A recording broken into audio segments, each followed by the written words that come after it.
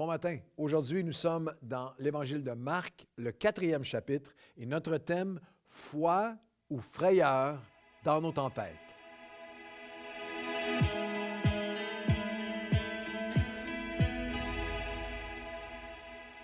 Et aujourd'hui, nous avons entamé l'Évangile de Marc et nous sommes dans l'Évangile de Marc, le 4e chapitre, et je veux vous parler de deux tempêtes. Deux tempêtes des disciples avec Jésus.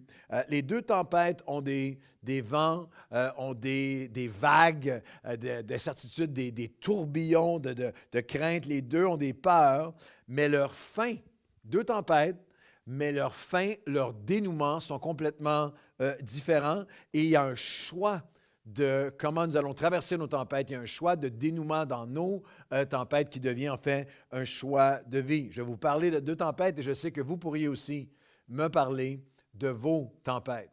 Il n'y a pas besoin d'être prophète, d'avoir un don prophétique pour dire que parmi tous ceux, vous tous qui êtes avec moi ce matin, il y a vraiment trois catégories de personnes, ceux qui sont en ce moment même en plein cœur d'une tempête, ceux qui sortent d'une tempête, et oui, je hais d'avoir vous l'annoncer, et ceux qui, éventuellement un jour, vont faire face à une tempête. Alors, la question n'est pas est-ce que les tempêtes vont venir, mais quel va être le dénouement? Comment est-ce que je vais les traverser? Comment vais-je en sortir? Alors, on va regarder ensemble à la première tempête est dans notre chapitre 4 de l'Évangile de Marc, et notre lecture aujourd'hui dans Marc, chapitre 4, et le verset 35, aller jusqu'à quelques versets ensemble, à partir du verset 35. Ce même jour, sur le soir, Jésus leur dit, passons de l'autre bord.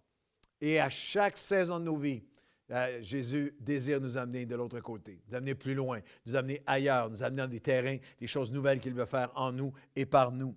Après avoir renvoyé la foule, il l'emmenait dans la barque où il se trouvait. Il y avait aussi d'autres barques avec lui. Il s'éleva un grand tourbillon, un peu comme en 2020-2021, tourbillon de pandémie, un grand tourbillon, et les flots se jetaient dans la barque au point qu'elle se remplissait déjà. Et lui, il dormait à la poupe sur le coussin. Ils le réveillèrent et lui dirent, « Maître, ne t'inquiètes-tu pas, ne te préoccupes-tu pas de ce que nous vivons? » Et là, vous avez tout de suite, en commençant, vous avez une espèce d'attaque. Il y a une attaque sur la crédibilité, il y a une attaque sur le caractère, la nature, une attaque grave contre la nature de Dieu. Est-ce que tu te préoccupes vraiment de nous? Maître, est-ce que tu nous as oubliés? Est-ce que tu es sans compassion, sans préoccupation envers nous? C'est une attaque contre le caractère de Dieu parce que Dieu est amour. Il est entièrement amour, fidélité, compassion, bonté, miséricorde et ça, de façon immuable et de façon éternelle. Il ne changera pas. Alors, il y a dans cette première tempête, il y a une attaque contre le caractère même de Dieu. Et si on lit la suite, il se leva et menaça le vent, et il dit à la mer, Jésus dit à la mer, « Silence, tais-toi. » Et le vent cessa et il y eut un grand calme. Puis il leur dit, « Pourquoi avez-vous ainsi eu peur? Comment n'avez-vous pas de foi? » Comment n'avez-vous pas la foi? Ils furent saisis d'une grande frayeur et ils se dirent les uns aux autres, quel est donc celui-ci ou quel est donc cet homme? Qui est cet homme à qui obéissent même le vent et les mers?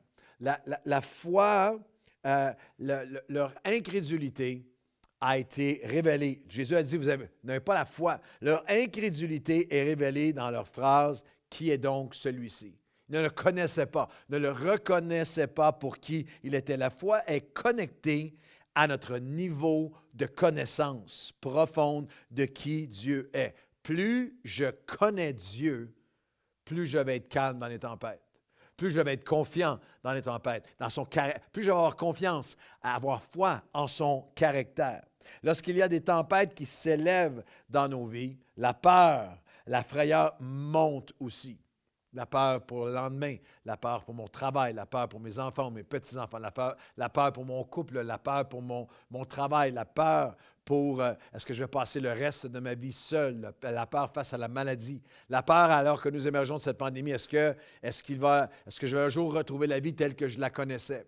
J'ai beaucoup de contacts avec des pasteurs partout à travers le Québec et la francophonie qui ont une peur à la gorge, qui leur serre la gorge. Est-ce que je vais encore avoir une église de l'autre côté de cette pandémie? Est-ce que les gens sont encore là? Au moment où je vous parle, le pays, un de nos pays tellement cher à notre cœur, un pays d'adoption, où je suis allé tellement de fois, Haïti.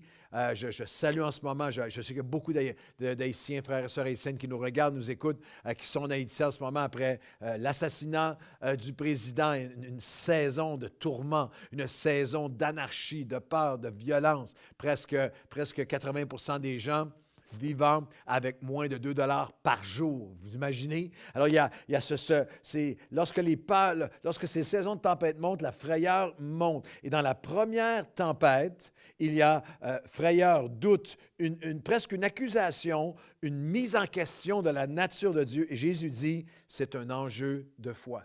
C'est une question de confiance et de foi et de connaissance de Dieu. Et la première tempête se termine avec un point d'interrogation, avec une question. Lorsque la connaissance de Dieu est basse dans nos vies, on est toujours rempli de pourquoi et de questions, de doutes, de frayeurs, de remise en question. Elle se termine avec un point, avec une accusation, la première tempête. Connaître Dieu augmentera toujours notre foi. Si vous voulez que votre foi grandisse, il faut vous appliquer à connaître Dieu. Connaître ses promesses, connaître sa parole, connaître son caractère. Nourrir littéralement, choisir ce que vous allez nourrir. Est-ce que je nourris ma foi ou je nourris ma frayeur? Est-ce que dans mes tempêtes, c'est une bonne question. Dans mes tempêtes, est-ce que je nourris ma foi ou ma frayeur? Est-ce que je nourris ma connaissance de Dieu qui amène le calme, ou est-ce que je nourris tout ce qui vient alimenter ma crainte? Est-ce que je nourris colère ou compassion? Est-ce que je nourris dans ma vie l'amertume ou l'apaisement? Est-ce que je nourris le reproche envers les autres ou cultive un sens de reconnaissance envers Dieu? Les griefs ou la gratitude? Le blâme ou ce que j'appelle le baume de la bénédiction, des bénédictions passées, présentes et futures de Dieu. Dans les moments de tempête, qu'est-ce que je vais nourrir dans ma vie? La première tempête se termine avec une accusation et un cœur alarmé et un point d'interrogation.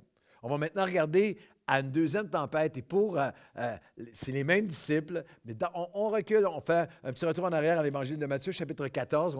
On a traversé Matthieu 14, mais on avait souligné une autre partie du texte. Et dans Matthieu 14, c'est un peu plus tard dans la chronologie des événements, mais c'est le même portrait. Au verset 24, la barque est au milieu de la mer, les vents étaient contraires, c'était la 4e veille de la nuit, c'est au milieu de la nuit, il est 2 heures du matin. Jésus alla vers eux marchant sur les eaux, les disciples ont été troublés. Jésus leur a dit, rassurez-vous, c'est moi, n'ayez pas peur. Et encore une fois, ils ont été terrifiés et il leur a dit, c'est un enjeu de foi, homme de peu de foi, pourquoi avez-vous douté? Alors, il fait taire, le verset 32 de Matthieu, chapitre 14. Ils montèrent dans la barque, il fait cesser le vent, mais là, il y a une différence. Il y a une maturation, il y a une croissance, il y a un progrès dans leur foi, verset 33. Ceux qui étaient dans la barque vinrent se prosterner devant Jésus et lui dire, « Tu es véritablement le Fils de Dieu. » Dans Marc chapitre 4, qui est cet homme? Je ne le connais pas. Point, ça se termine dans une attaque, ça se termine dans un cœur alarmé. Mais lorsque le cœur, dans ce texte de Matthieu, ce qui est magnifique, c'est la progression que Dieu fait pour chacun d'entre nous. Les tempêtes vont venir, il y a un combat, il y a une peur, il y a un combat dans notre foi, mais Dieu veut nous amener à cet endroit où nous déclarons, ils ont passé littéralement, de la frayeur à la foi et des attaques à l'adoration. Ils se sont prosternés et ils ont déclaré, tu es véritablement le Fils de Dieu. Pas qui est cet homme, mais tu es véritablement le Fils de Dieu. Les plus vrais, les plus authentiques, les plus puissantes et profondes louanges et adorations sont lorsque nous sommes au cœur d'une tempête et que nous lui disons, tu es le Fils de Dieu, tu es fidèle, tu es digne de confiance, tu es Alpha et Oméga. Tu es le commencement et la fin. Tu es mon ancre. Tu es mon Seigneur. Tu es mon Sauveur. Tu es ma paix. Tu es ma force, tu es mon espoir. Alors, où que vous soyez, vous pouvez choisir. Est-ce que je vais toujours être dans la première tempête où je mets tout en question, où j'accuse presque Dieu et qui es-tu? Ou est-ce que je veux maturer, graduer, grandir, progresser, arriver à un endroit dans ma vie où au milieu de la tempête, je nourris ma connaissance de Dieu. Je choisis de nourrir mon cœur vers Dieu. Nourrir ma foi, nourrir avec la parole, nourrir avec sa présence, nourrir avec le présentiel, revenir à l'Église avec le peuple de Dieu, nourrir avec ce que j'écoute, nourrir avec ce que je regarde, nourrir ma foi pour qu'à travers, que mes tempêtes ne se terminent pas avec des points d'interrogation et des questions même sur sa nature, mais que je puisse, son caractère, qui il est, qui est cet homme? Non. Je veux traverser ma tempête, non pas avec un point d'interrogation. Je veux traverser ma tempête en le louant, en l'adorant, non pas en l'accusant, mais en l'adorant. Tu es véritablement le Fils de Dieu. Aujourd'hui, Seigneur, quelle que soit la tempête que nous traversons, nous voulons grandir à te connaître. Nous nous engageons à mieux te connaître, à prendre le temps de connaître ta parole, ton caractère. Nous ne voulons pas perpétuellement être des chrétiens d'immaturité qui, dans chaque tempête, disent « Seigneur, est-ce que tu te préoccupes de moi? » Qui, dans chaque tempête, mettent en question même qui tu es. Qui est donc cet homme? Non.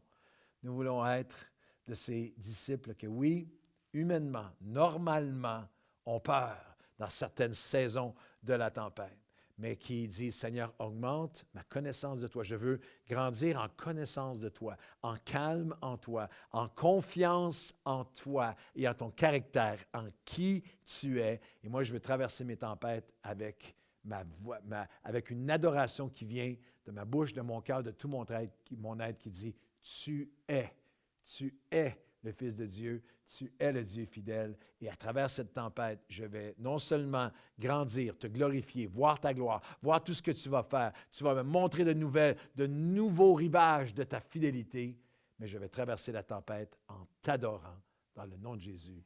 Amen et amen. Bonne journée.